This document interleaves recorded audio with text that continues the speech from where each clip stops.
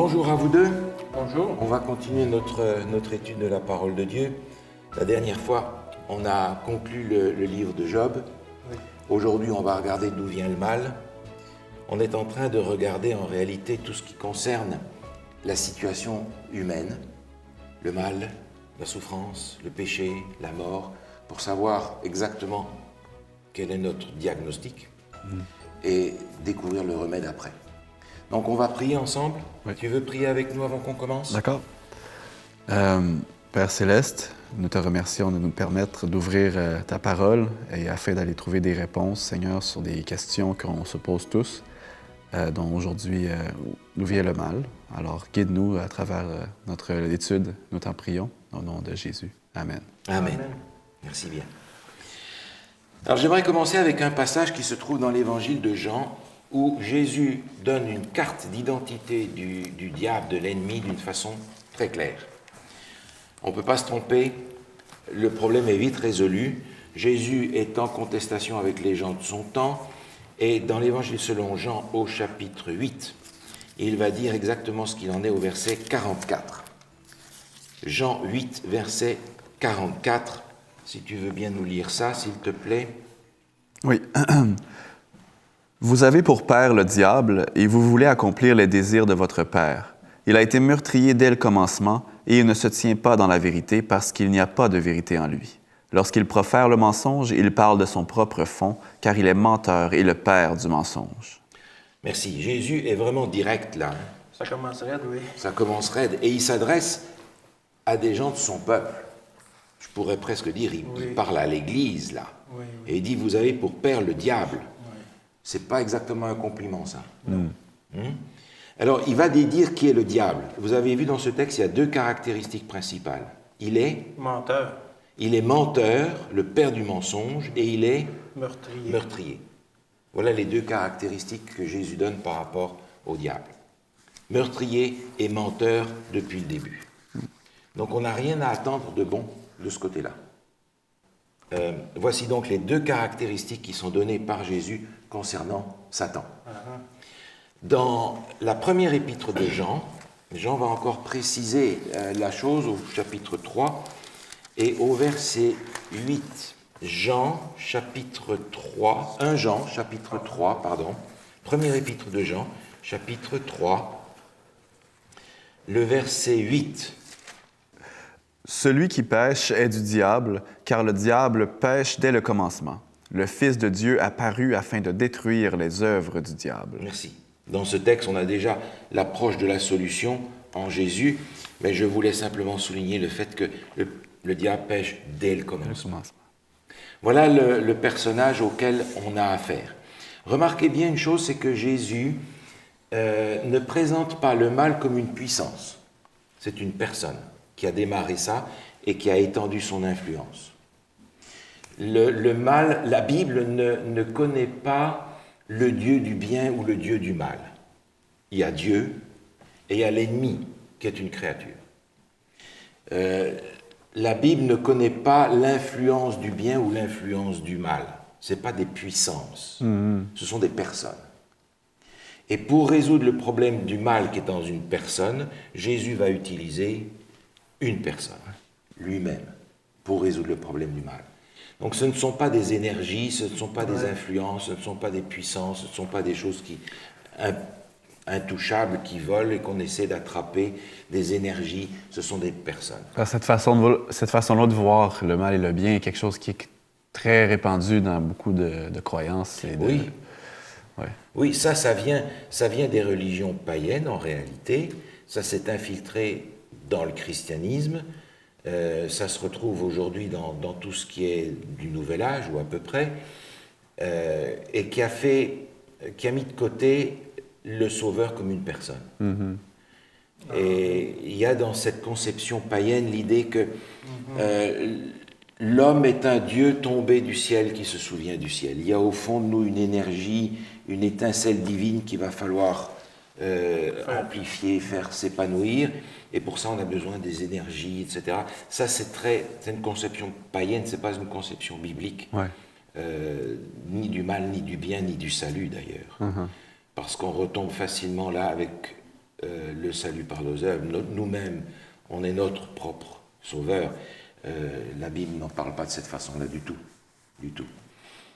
Et c'est effectivement une idée qui s'infiltre dans le monde d'aujourd'hui, même dans le christianisme d'aujourd'hui. Dieu est une personne, le diable est une personne, et nous serons sauvés par une personne. Que nous, on va d'ailleurs retrouver dans l'Apocalypse, ça prend une forme très, très concrète, bien qu'on ait là au chapitre 12 de l'Apocalypse un anthropomorphisme, si on veut, c'est-à-dire une forme humaine d'exprimer les choses, mais c'est quand même assez clair. Apocalypse chapitre 12, on va lire le verset 7 à 9. Alain, si tu veux bien nous lire ça. Et il y eut une guerre dans le ciel. Michel et ses anges combattirent contre le dragon. Et le dragon et ses anges combattirent, mais ils ne furent pas les plus forts, et leur place ne fut plus trouvée dans le ciel.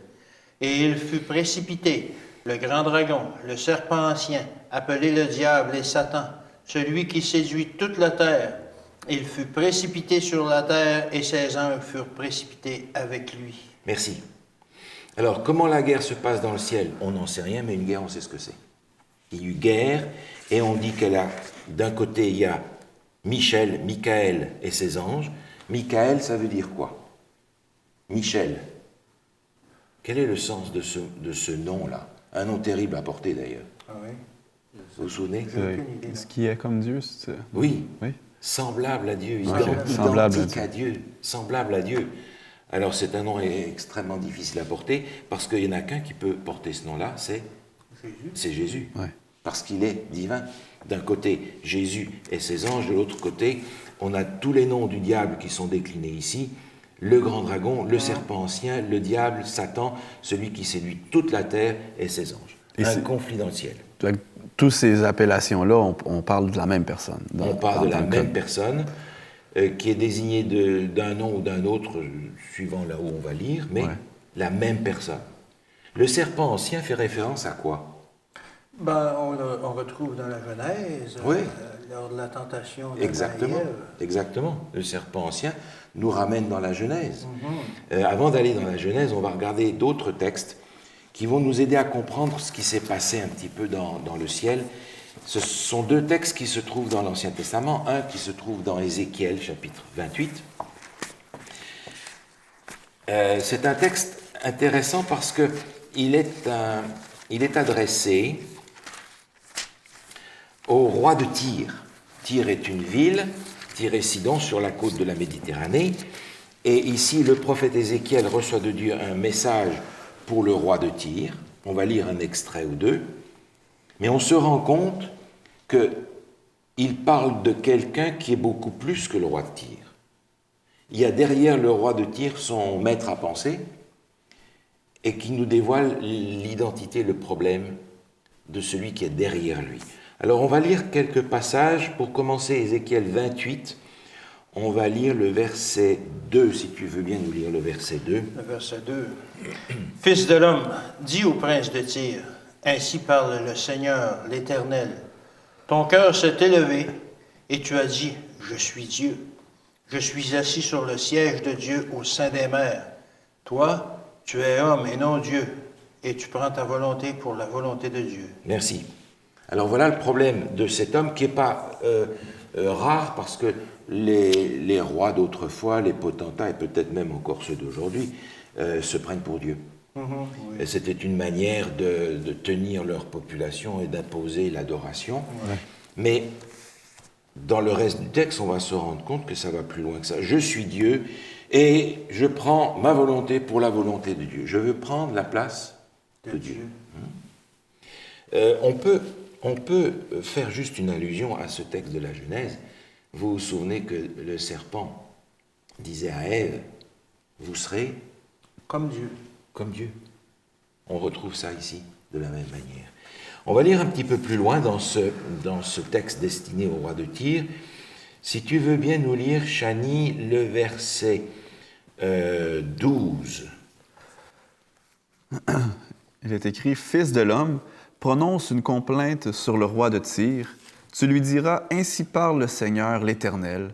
Tu mettais le sceau à la perfection. Tu étais plein de sagesse, parfait en beauté. » Et le texte continue en disant, tu étais en Éden, verset 13, le jardin de Dieu, couvert de toute espèce de pierres précieuses, etc. Alors, il dit, voilà, tu étais parfait, plein de sagesse, plein de beauté, tu étais en Éden, le jardin de Dieu. Alors, est-ce que cet Éden-là, c'est l'Éden dont il est question dans Genèse, chapitre 2? C'est ce que je me demande, parce que en Éden, on le retrouve, mais sous forme de serpent et non Voilà, comme un être exactement. merveilleux. Dans le jardin d'Éden, il n'est plus parfait en beauté Non. et en sagesse, etc. Ouais. Donc cet Éden-là doit être un autre Éden. Il est appelé ici le jardin de De Dieu. Dieu, oui. Alors qu'est-ce que ça peut être? Dans le ciel. Il n'y a pas de choix. Ouais. Et ça nous amène à quelque chose que l'on ne va pas décortiquer trop en détail maintenant, c'est que le temple a commencé dans le ciel. Oui, sûrement. Et le premier temple qui va être sur terre va être le jardin d'Éden. Le rôle d'ailleurs que Adam et Ève vont recevoir de la part de Dieu va être exprimé par deux verbes que l'on va retrouver tout à l'heure et qui sont exactement les mêmes mots qui sont utilisés pour les prêtres dans le temple de Jérusalem. Donc Adam et Ève se trouvent ici être dans le jardin d'Éden, et vous vous souvenez que quand ils ont péché, ils ont été mis à la porte du jardin. Ils ne pouvaient plus être dans le temple parce qu'ils étaient pécheurs. Donc le premier temple sur terre, c'est le jardin d'Éden, à l'image de la maison de Dieu, du temple de Dieu dans le ciel. OK.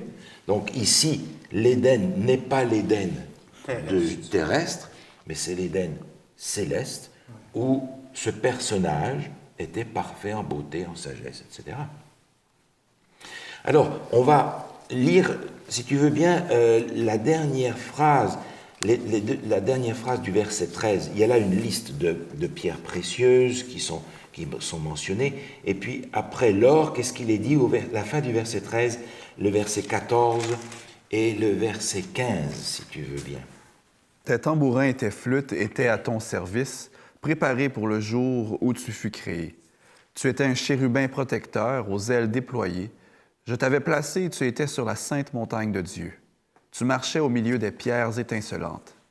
Tu as été intègre dans tes voies depuis le jour où tu fus créé, jusqu'à celui où l'iniquité a été trouvée chez toi. Merci. À deux reprises dans ce passage, il y a une indication extrêmement importante qui nous est donnée, préparée depuis le jour où tu fus créé. C'est une créature. Cette créature qui est dans le ciel a probablement oublié qu'elle était créature, elle a voulu se prendre pour Dieu, deux fois, depuis le jour où tu fus créé. Il n'y a pas le Dieu du bien et le Dieu du mal, il y a Dieu et une créature qui a mal tourné. Donc déjà, dès le départ, on est rassuré dans un sens, parce que on ne va pas avoir, comme dans la mythologie ou comme dans les religions païennes, un combat entre le Dieu du bien et le Dieu du mal, et on ne va jamais savoir lequel est le plus fort. Ouais. Dieu est Dieu, et l'ennemi est une créature. Ça fait déjà une différence colossale, parce que seul Dieu est Dieu. Et ça semble une créature qui avait une grande puissance, un chérubin protecteur aux ailes déployées, ça laisse entendre que, bon, il était comme... Alors, chérubin protecteur aux ailes déployées, je t'avais placé sur la sainte montagne de Dieu. C'est un être qui a dans le ciel un rang élevé, Oui, oui, oui. qui est tout près de Dieu. Et il nous est dit que tout allait bien jusqu'au jour où il a fabriqué en lui le mal. Et on apprend, si tu veux nous lire le verset 16 et 17, d'où ça vient. Par la grandeur de ton commerce, tu as été rempli de violence et tu as péché. Je te précipite de la montagne de Dieu et je te fais disparaître, chérubin protecteur, du milieu des pierres étincelantes. Ton cœur s'est élevé à cause de ta beauté. Tu as corrompu ta sagesse par ton éclat. Je te jette par terre, je te livre en spectacle au roi. Verset 19. Tous ceux qui te connaissent parmi les peuples sont dans la stupeur à cause de toi. Tu es réduit au néant, tu ne seras plus à jamais. Alors on a ici le parcours de cet être extraordinaire près de Dieu, qui a un rôle important. Le texte nous dit qu'il avait à son service tout un tas d'êtres qui jouaient de la musique, des gens qui étaient à son service. Et puis tout d'un coup, le mal est rentré en lui, la violence, à cause de son orgueil. Son cœur s'est élevé, s'est corrompu. Et finalement, à cause de ça, il va être détruit. Alors, on se rend compte que derrière le roi de Tyr, il y a cet être céleste qui l'inspire, probablement, comme tous ceux qui se prennent pour Dieu sur la terre, à dire « je suis Dieu », et ma volonté va remplacer la volonté de Dieu. Point. C'est ce qui a causé le problème au départ. Où cet être créé a dit « mais moi aussi je peux être Dieu après tout ». Il avait une grande puissance, il s'est dit ben, « moi aussi je peux être Dieu ». Et à partir du moment où on devient en concurrence avec Dieu, on est séparé de Dieu, c'est la mort. La vie n'est qu'en Dieu, mais pas ailleurs. Mais il est toujours vivant. Mais il est toujours vivant. Il est dans son temps de grâce, si je puis dire, jusqu'à ce que on ait fait la démonstration devant l'univers entier de la situation réelle de ce menteur et de ce meurtrier. Alors on va regarder un texte similaire dans Ésaïe au chapitre 14, où on va avoir encore là quelques indications sur ce personnage-là. Ésaïe chapitre 14. Ici, on a un texte qui est aussi très symptomatique parce qu'il fait suite au chapitre 13. Et le chapitre 13, c'est un oracle de Dieu sur Babylone. Et vous vous souvenez sans aucun doute que dans toutes les Écritures, Babylone, c'est quelque chose, c'est quelqu'un, c'est une institution, c'est un peuple, c'est une ville qui est contre Dieu. Oui. Babylone, c'est toujours contre Dieu. Et on va voir Babylone jusque dans l'Apocalypse, comme étant l'anti-Dieu. On a donc un texte au chapitre 13 qui annonce la destruction totale de Babylone. Et au chapitre 14, il y a un texte qui est destiné au roi de Babylone.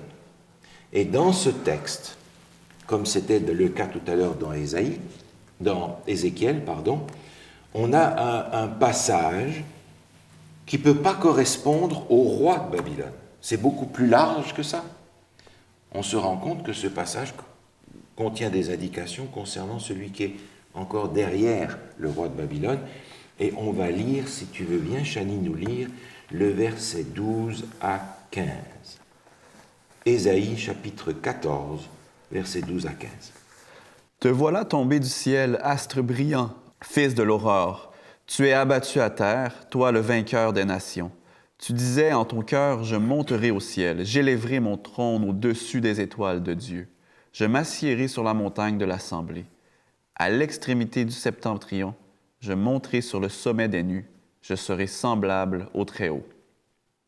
Mais tu as été précipité dans le séjour des morts, dans les profondeurs de la fosse. Merci beaucoup.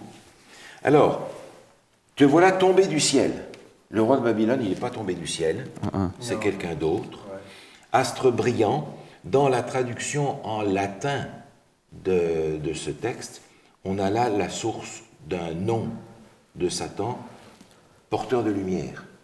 Et porteur de lumière, ça se dit Lucifer. Lucifer, oui. Luciferos. Alors, c'est une signification superbe.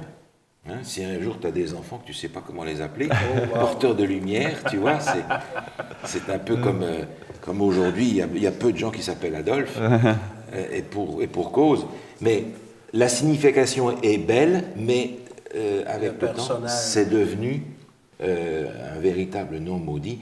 Mais il était astre brillant, fils de l'aurore, tu es abattu à terre.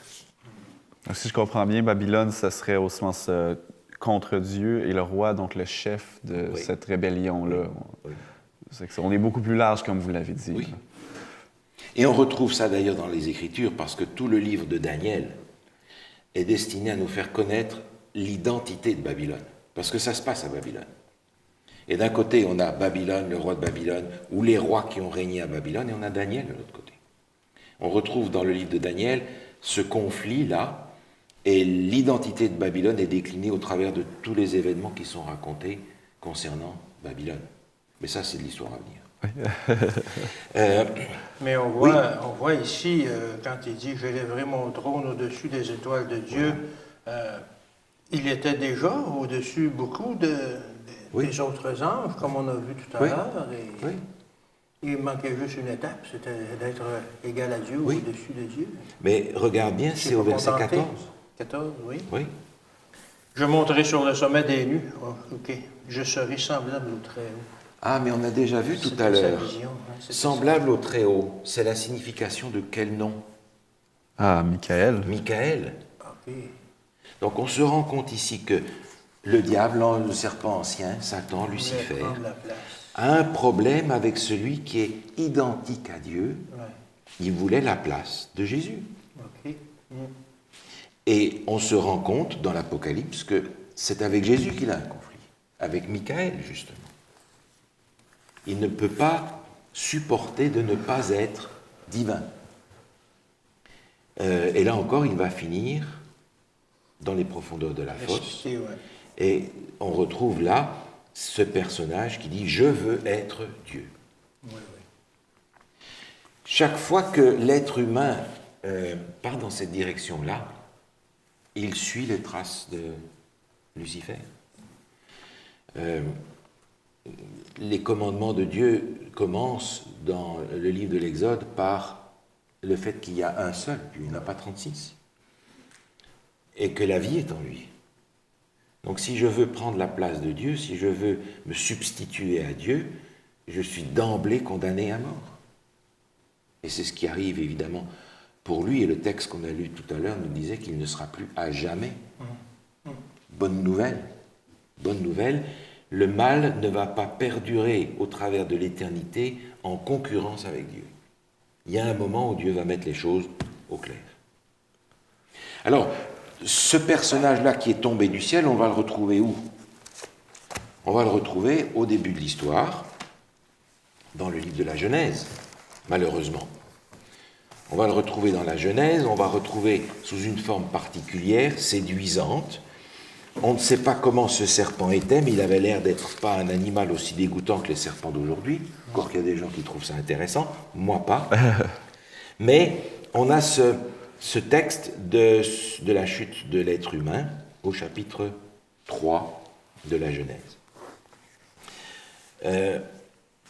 On va peut-être pas lire le tout, mais on va commencer au verset 2 jusqu'au verset 5, si tu veux bien lire, Alain.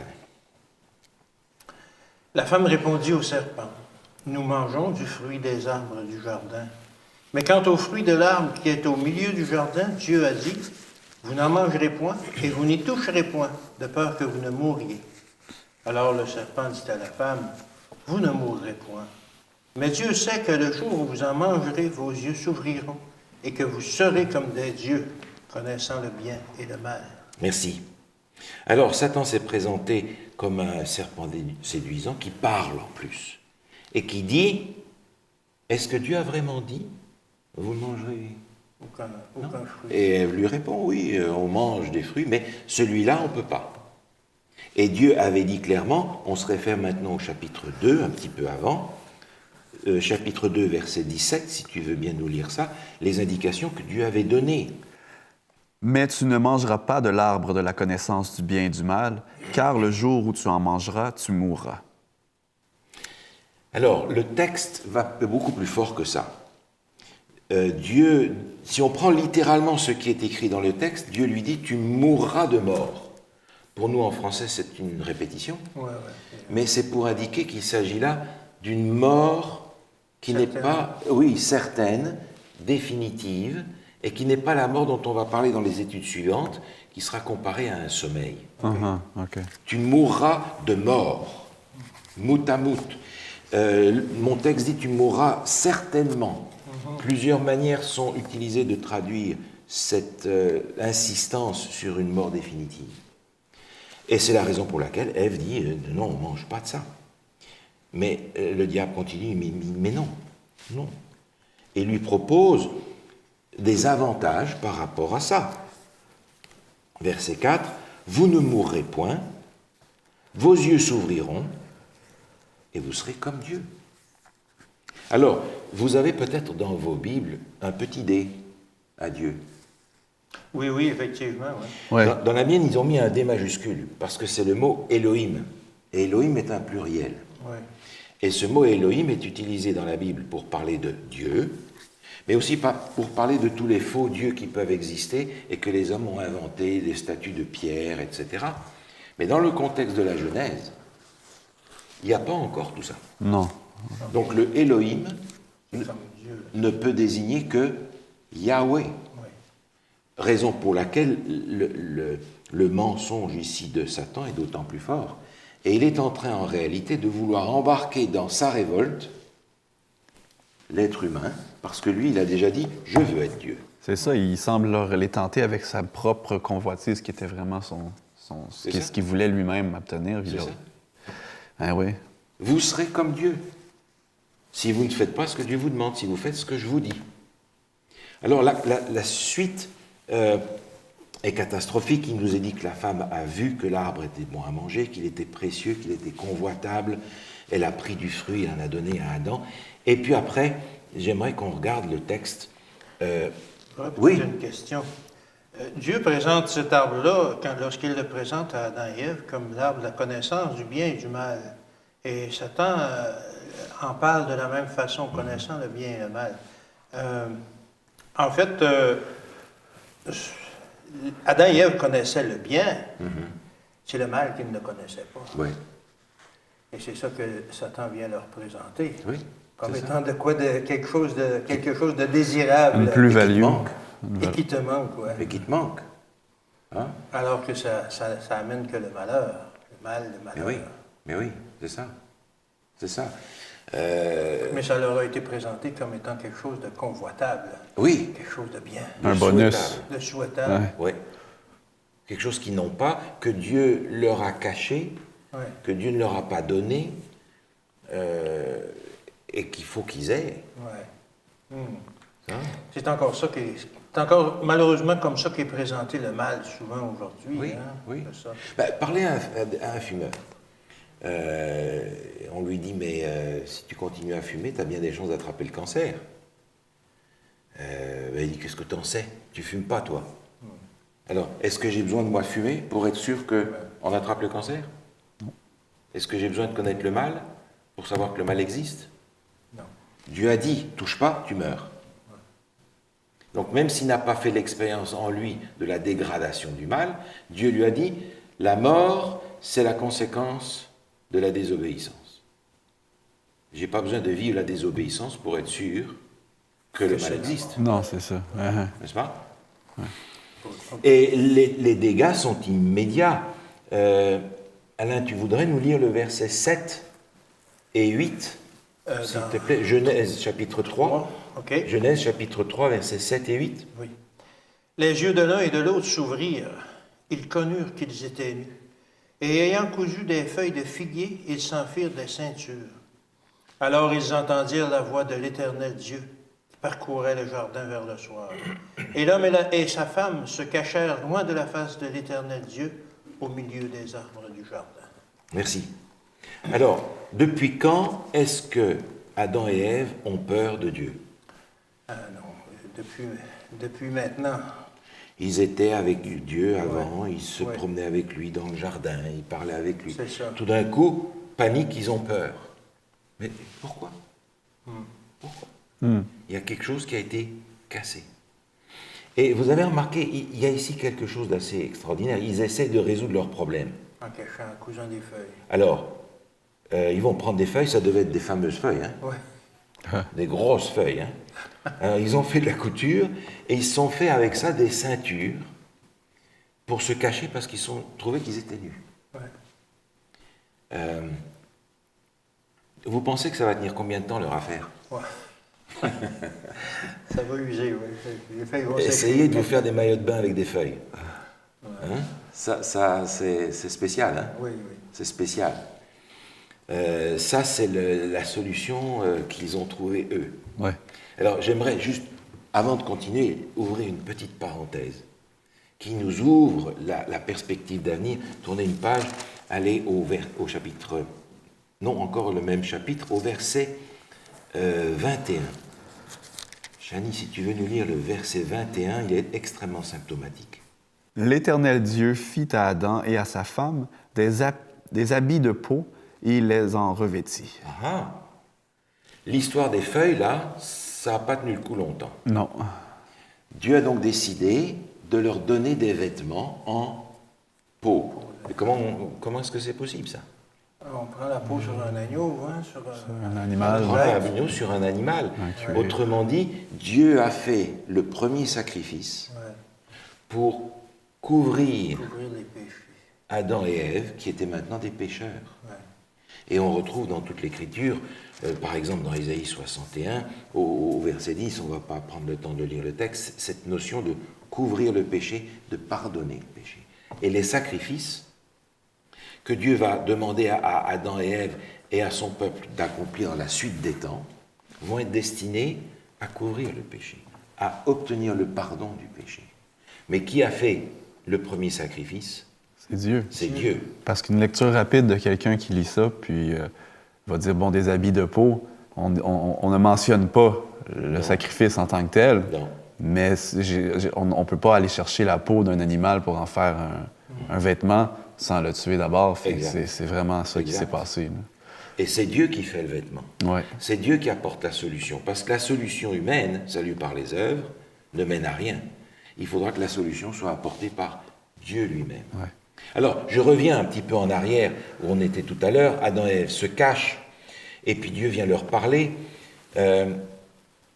Tu pourrais nous lire, s'il te plaît, le verset 9 et 10, chapitre 3 toujours. Mais l'Éternel Dieu appela l'homme et lui dit, « Où es-tu? » Il répondit, « J'ai entendu ta voix dans le jardin et j'ai eu peur parce que je suis nu et je me suis caché. Voilà. Dieu cherche l'homme. Mais est-ce qu'il ne savait pas où il était? » Certainement. Où es-tu? Où es-tu? En fait, encore aujourd'hui, c'est Dieu qui nous cherche. Beaucoup plus que c'est nous qui cherchons Dieu. Dieu nous cherche, il dit, où es-tu? C'est quoi ton problème? Qu'est-ce qui se passe? Qu'est-ce que je peux faire pour toi? Dieu n'arrive pas avec la foudre en foudroyant Adam et Ève tout de suite en leur disant, vous avez péché, c'est fini. Ils n'étaient pas aussi proches de Dieu que Satan. Ils ont été trompés dans leurs affaires. Alors Dieu s'approche, il dit, où es-tu? Où est-ce que tu es? Où est-ce que tu en es? Et il dit, ah, je suis nu, je me suis caché. Et Dieu dit, mais qui t'a appris que tu es nu? Est-ce que par hasard tu as mangé de l'arbre dont je t'avais dit qu'il ne faut pas manger? Ah non, non, non, je n'ai pas mangé de l'arbre. C'est la femme que tu m'as donnée qui... Autrement dit, C'est ta faute. c'est la faute de ma femme. C'est la faute de ma femme. Et puis la femme a dit, ah non, non, non, moi, non, c'est le serpent. Et qui c'est qui a fait le serpent? C'est toi. C'est une créature. Ouais, ouais. Alors, il y a plusieurs choses qui sont cassées ici. D'abord, ils voient qu'ils sont nus. Culpabilité. Deuxièmement, Adam aime tellement sa femme qu'il a fait ce que sa femme lui a dit de faire. Mais quand tout d'un coup ça ne va pas, ah non, moi j'y suis pour rien. Ah oui. C'est elle. Est-ce que vous voyez encore de l'amour là-dedans? L'amour qui existait là a disparu. Ouais. Quel amour est-ce que Adam a pour remettre la faute sur sa femme pour que ce soit elle qui prenne les coups et pas lui? C'est ça. Alors qu'un peu plus tôt, il la présentait comme chair de ma chair, sang de mon Exactement. sang. Alors, la culpabilité est arrivée, l'amour a disparu, et la mort arrive. Juste après, au chapitre 4, on a en réalité ici l'histoire de Caïn et Abel, où le premier homme qui va naître sur la terre est un meurtrier. Tiens, on a déjà vu ça quelque part. Et va tuer son frère. C'est la dégradation immédiate par rapport au péché qui arrive ici. On voit dans cette conversation avec Dieu, en fait, une image de jugement aussi. Dieu pose des questions. Ouais. Qu'est-ce qui s'est passé? Tu as fait ça. Et il va donner la condamnation. Mais le péché, comme je conçois, comme je comprends, n'est pas seulement le fait d'avoir mangé la pomme, c'est Non. la désobéissance, Oui. mais qui s'est poursuivie C'est aussi ça. par la suite, C'est ça. qui ont attaché... Et la désobéissance, la pomme, comme on l'appelle, Ouais, la pomme, que soit le fruit en on question, présente un fruit, ouais. ça c'est le symptôme, parce qu'en réalité, Ève a péché avant même de croquer la pomme. Elle a péché à partir du moment où elle a accepté les 3 mensonges de l'ennemi et s'est dit, c'est une bonne affaire. C'est la rébellion, C'est ça. Et en réalité, elle a coupé le contact avec Dieu, ouais. elle a rebranché avec Satan pour récupérer ce que Satan proposait. Donc la désobéissance, c'est en réalité un acte de rébellion qui sépare de Dieu Ouais. parce qu'on obéit à celui qui est notre maître. Il y a un texte que j'aimerais regarder avec vous là-dessus. Alors, ce texte qui explique ce qui s'est passé au Jardin d'Éden se trouve dans l'Épître aux Romains. Épître aux Romains, chapitre 6. Romains, chapitre 6. C'est le verset 16. Romains, chapitre 6, verset 16. Tu veux nous lire ça, Alain, s'il te plaît? Oui. Ne savez-vous pas qu'en vous livrant à quelqu'un comme esclave pour lui obéir, vous êtes esclave de celui à qui vous obéissez, soit du péché qui conduit à la mort, soit de l'obéissance qui conduit à la justice. Merci. Mhm. Vous devenez Esclave. esclave de celui à qui vous obéissez. Mhm. Adam et Ève sont devenus esclaves de Satan parce qu'ils ont coupé leur relation avec Dieu et ils l'ont créé avec Satan. Le problème, c'est que Satan n'a plus la vie. Il n'a pas la vie en lui-même. Non. Par conséquent, on retrouve ce texte qui est aussi dans Romains 6, le salaire du péché, C'est la mort. c'est la mort. De là la condamnation. Alors, il y a quelque chose, parce que Dieu avait dit, le jour où vous en mangez, Vous mourrez. Vous mourrez. ils en ont mangé, est-ce qu'ils sont morts? Non. Alors j'imagine que Satan avait beau jeu, dit, regarde, Dieu t'avait dit que tu allais mourir le jour où tu allais en manger, regarde, tu es encore là. Dieu avait menti. Ouais. Mais quand vous y pensez, c'est pas exactement comme ça. J'ai réalisé ça un jour quand j'étais en Afrique, dans mon bureau, j'avais un ventilateur, parce qu'il faisait chaud. Si vous avez un ventilateur qui tourne, et que vous débranchez le ventilateur, comment est-ce qu'il va s'arrêter? Doucement, Il va continuer à tourner, graduellement. graduellement, jusqu'à ce que finalement, il s'arrête. Mais à partir du moment où vous débranchez, il n'y a plus de puissance d'une part pour le faire vivre, pour le faire avancer. Il est déjà mort. Ouais. C'est-à-dire qu'en réalité, si vous mettez la main, vous pouvez l'attraper. Il n'y a aucune résistance. Adam et Ève sont encore vivants, comme le ventilateur est encore en train de tourner, jusqu'à ce que ça Ça s'arrête. arrête, ça s'arrête. Jusqu'à ce que ça s'arrête. Ah. Et effectivement, à partir du moment où ils se sont rebellés de la même manière que Satan contre Dieu, ils ont débranché d'avec Dieu, ils ont rebranché avec Satan, mais il n'y a pas de courant là-dedans. Donc ils n'ont plus la force vitale que Dieu donne, c'est la mort. De là la condamnation de Satan aussi, qui Exactement. aussi a débranché avec Dieu. Tout à fait. J'en reviens alors à la conversation que Adam et Ève ont avec Dieu. Et dans cette conversation qui est un jugement, il va y avoir la condamnation, mais il va y avoir aussi la promesse. On va la regarder avant la condamnation. Dans Genèse chapitre 3, au verset 15. Tu veux nous lire, Chani, le verset 15, s'il te plaît? Oui. Je mettrai inimitié entre toi et la femme, entre ta postérité et sa postérité. Celle-ci t'écrasera la tête et tu lui blesseras le talon. Merci.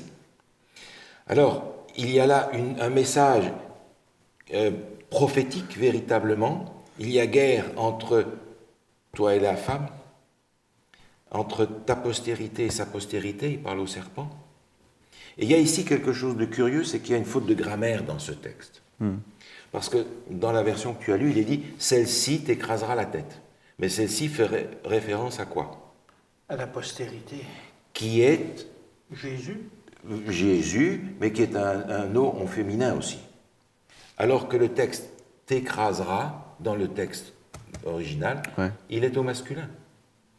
Il t'écrasera la tête. Donc la postérité, c'est il, c'est pas elle. OK. Ah oui, ok. La postérité, c'est il. Parce que c'est au masculin, il t'écrasera la tête. Référence évidemment à celui qui va écraser la tête du serpent, Jésus, qui va là mettre fin et obtenir la victoire sur le serpent. Cependant, il va être blessé. Cette blessure, Jésus qui va mourir sur la croix.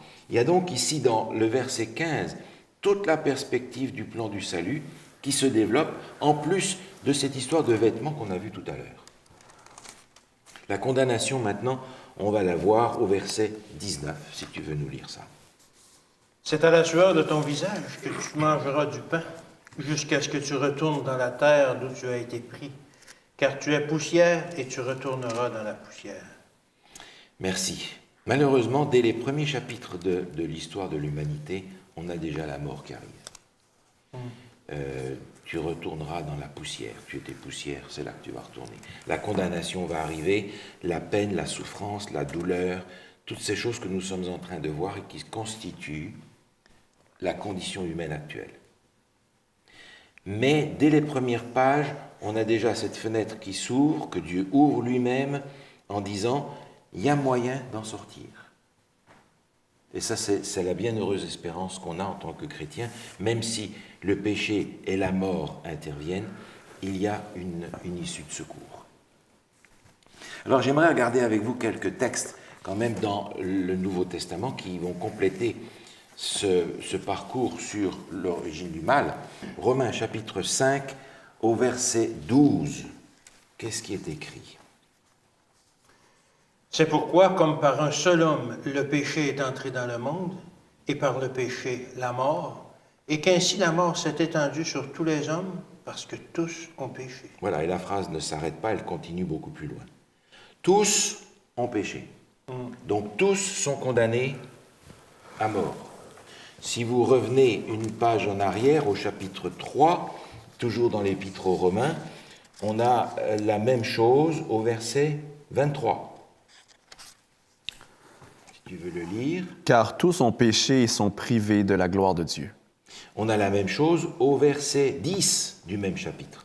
Selon qu'il est écrit, il Oui. n'y a point de juste, pas même un seul. Pas même un seul. Autrement dit, la coupure qui s'est faite dans le Jardin d'Éden a ses conséquences pour tous les êtres humains.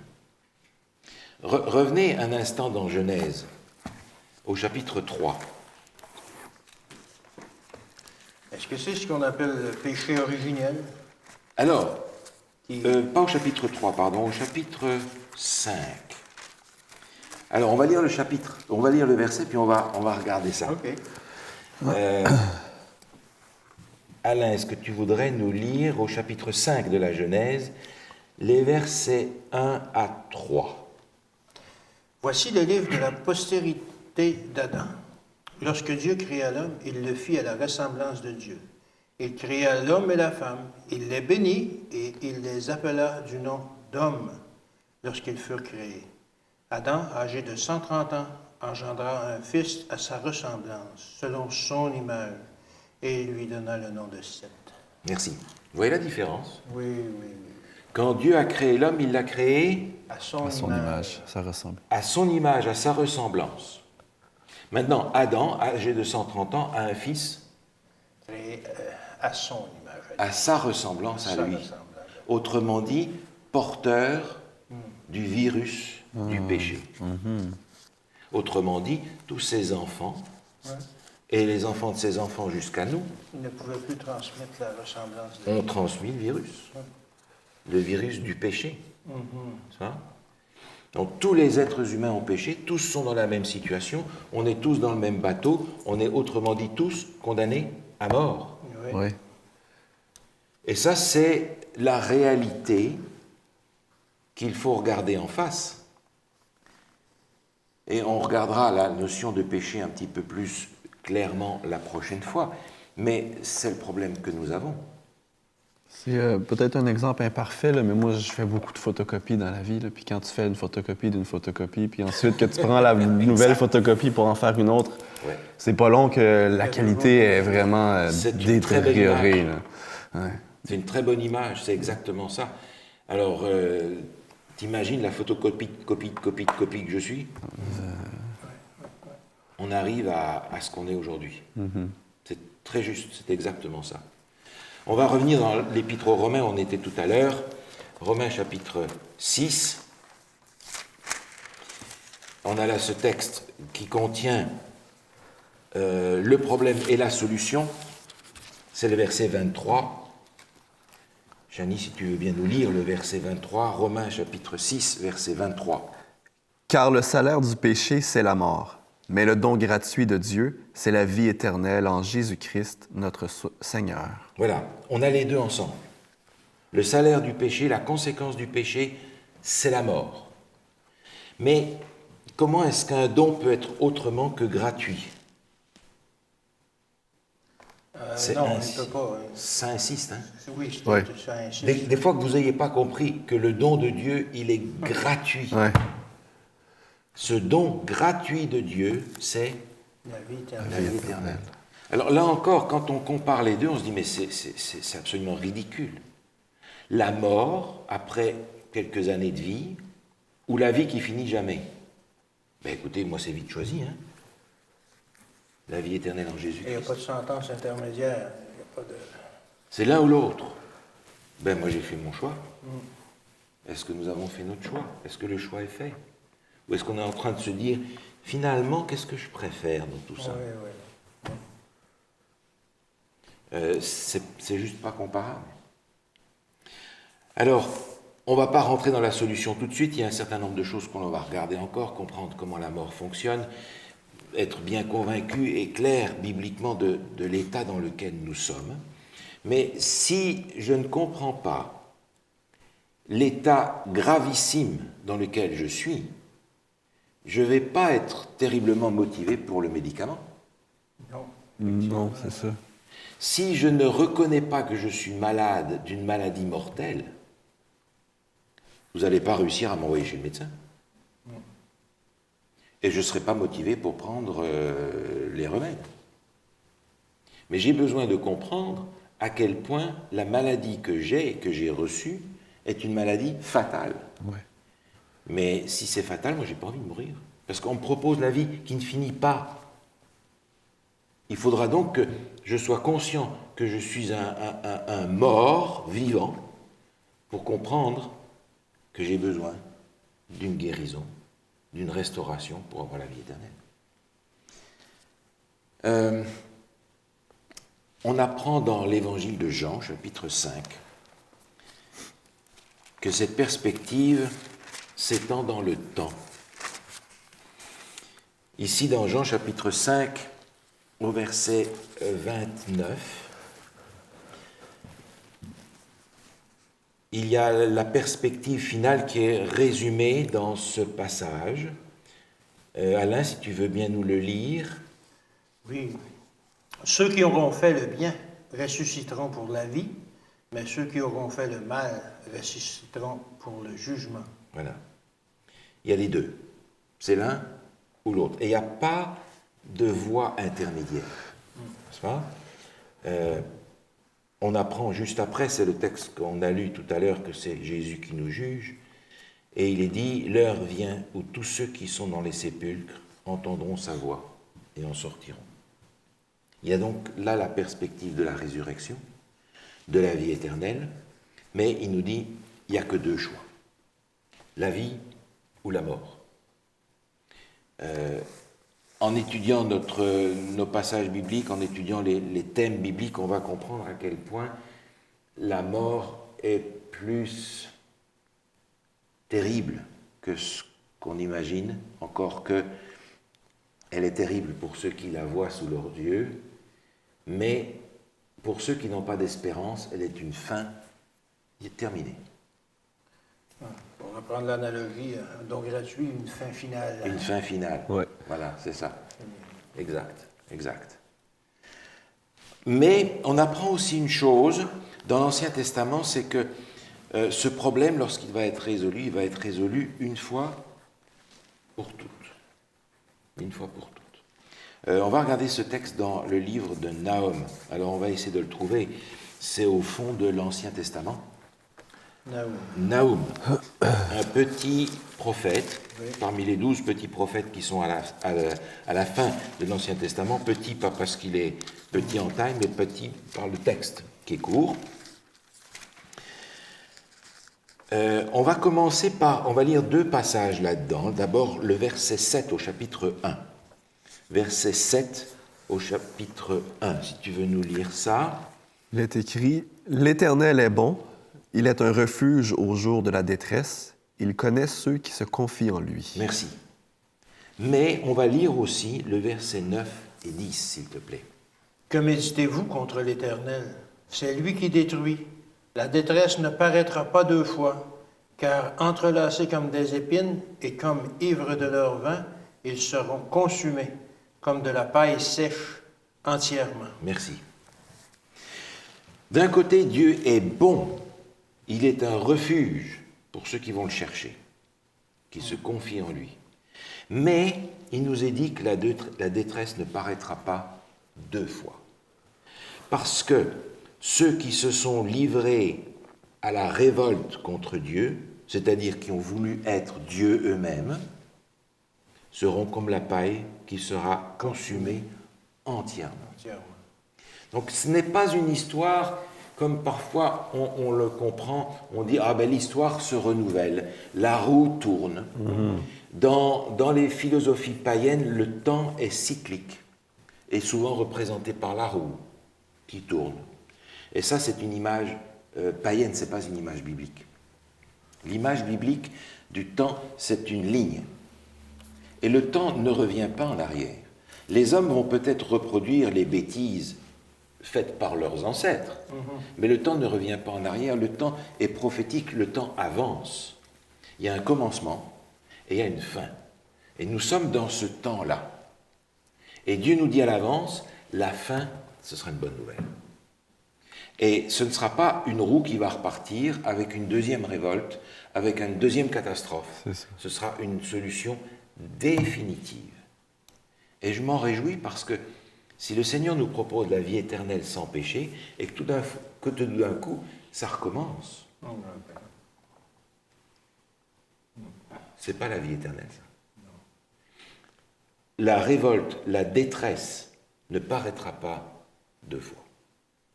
Et on se réjouit de ça. On se réjouit de ça parce que dans l'Apocalypse au chapitre 21, on a justement ce moment glorieux de la fin où Dieu fait toute chose nouvelle. Apocalypse chapitre 21. Alain, si tu veux bien nous lire le verset 1 à 4. « Puis je vis un nouveau ciel et une nouvelle terre, car le premier ciel et la première terre avaient disparu, et la mer n'était plus.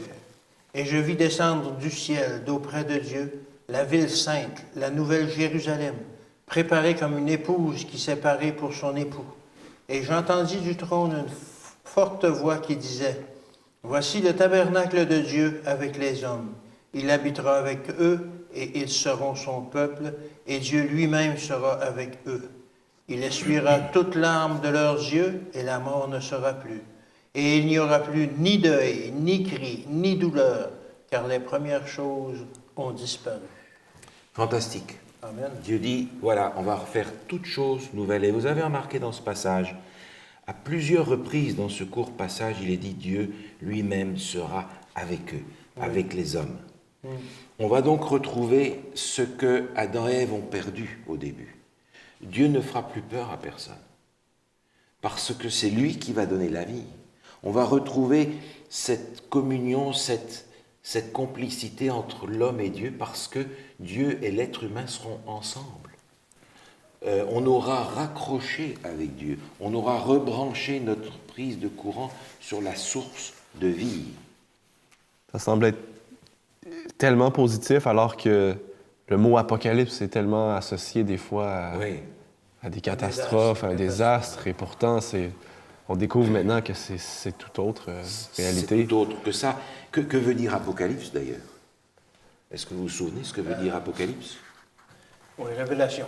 Révélation. C'est le premier mot du livre, c'est pour ça qu'on l'a appelé comme ça.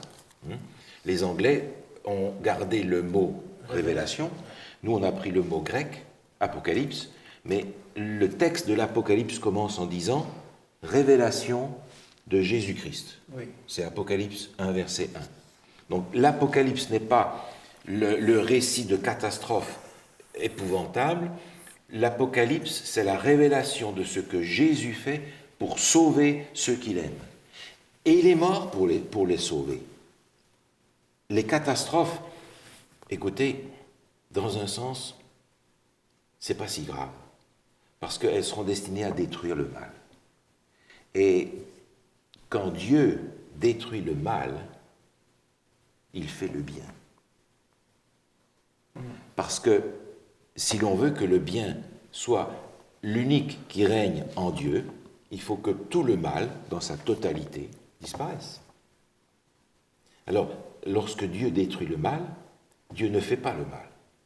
Dieu qui détruit le mal fait le bien. Et comment est-ce qu'il fait le bien? En prenant notre place. Jésus va mourir à notre place. Révélation de Jésus-Christ. L'Apocalypse, c'est la révélation de Jésus-Christ. C'est la révélation de ce que Dieu fait à la fin pour restaurer ce que nous avons perdu et que nous ne méritons pas. Mais il le fait, et le texte que nous avons lu continue en disant « Et celui qui est assis sur le trône dit « Voici, je fais toutes choses nouvelles. » Et il dit « Écris, car ces paroles sont certaines et véritables. » Nous pouvons avoir l'assurance que lorsque Dieu fait une promesse, il va l'accomplir. Quand? Parfois on est impatient. Parfois ça prend plus de temps qu'on voudrait. Parfois on se demande si vraiment il va l'accomplir. Mais la parole prophétique dans les Écritures, que ce soit le livre de Daniel ou l'Apocalypse, nous montre que Dieu accomplit toujours sa promesse. Parfois au dernier moment, vous l'avez peut-être vu dans votre vie aussi, mais Dieu accomplit toujours sa promesse. Alors on voit d'où vient le mal, on se rend compte qu'il est en nous. On va regarder comment ce mal s'exprime en nous par le péché la prochaine fois. On va étudier ce que c'est selon les Écritures.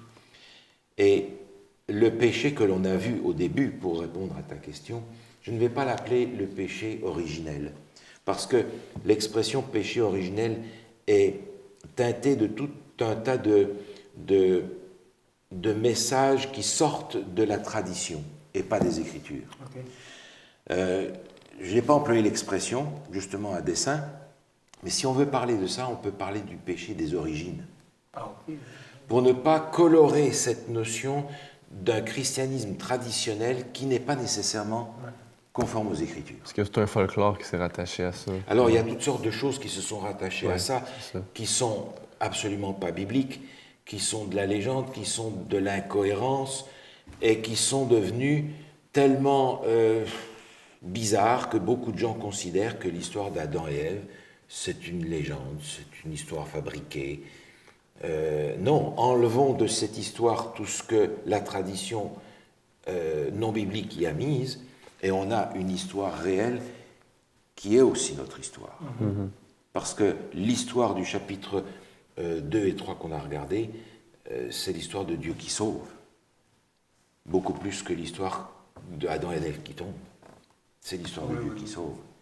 Donc il faut débarrasser le texte biblique et les récits authentiques bibliques de toutes les légendes, de toutes les traditions qui y ont été collées pour leur redonner le sens originel, leur sens biblique, et comprendre que tous ces événements réels coïncident les uns avec les autres, parlent les uns aux autres.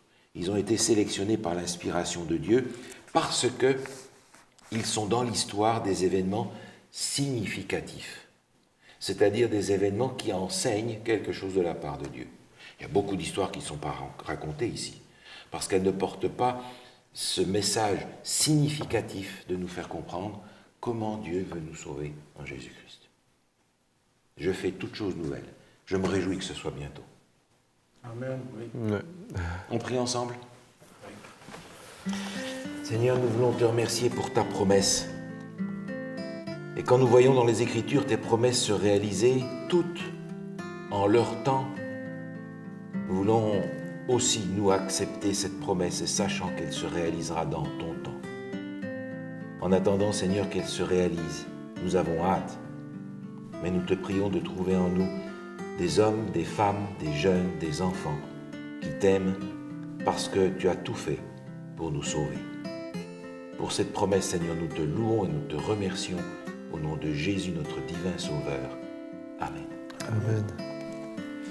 Merci beaucoup. À la prochaine fois. Merci à toi. Merci.